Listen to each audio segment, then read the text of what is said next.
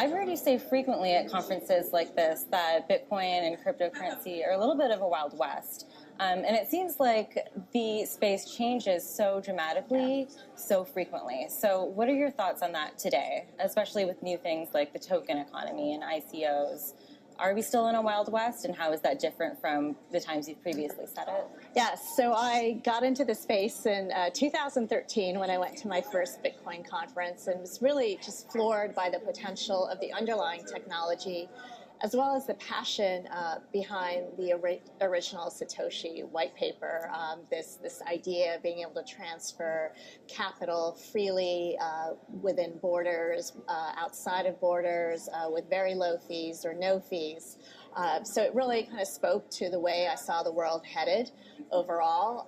And since then, we went through what I call a crypto winter in 2014 and 2017, early days of 2017, when there was very little activity in the crypto markets in terms of trading volumes and price action.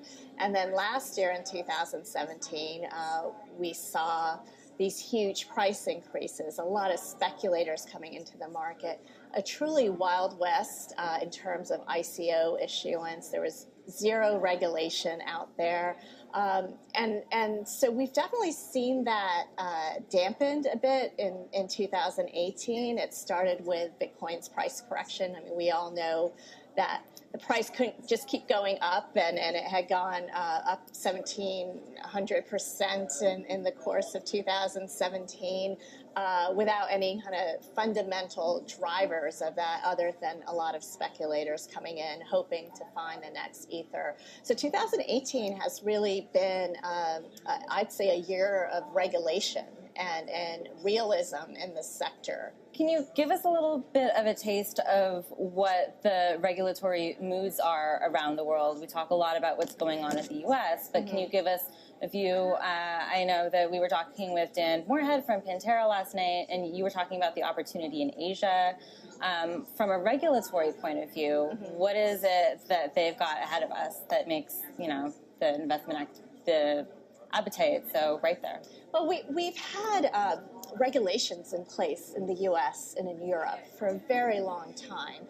A lot of our securities regulations come from the 1930s, the post-depression period, and don't really take into account new types of technologies especially at the rate we're seeing happen right now around cryptocurrencies. So do we classify these cryptos as a security? Do we classify it as a currency, a commodity, or a utility, as some countries, including Switzerland, have come up with different designations for cryptos, and we haven't yet gotten there in the U.S. But I'd say, the SEC is working quite heavily on this topic, taking in a lot of information from the industry.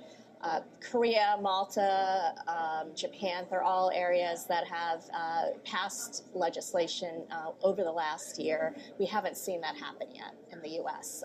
India is a very interesting example where they made it very difficult for crypto companies to bank. Actually, the Reserve Bank of India banned banks from banking crypto companies, and that really dampened volume.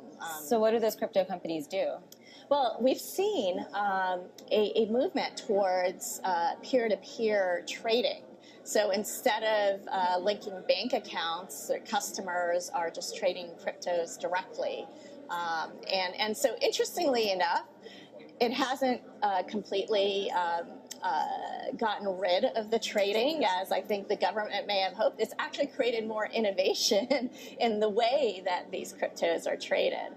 And the government has finally realized that, and in just the last few weeks, they've been sending regulators to other countries that have been studying the topic much longer or have passed legislation to learn from what makes sense. So I view that as a positive sign for India and crypto in India.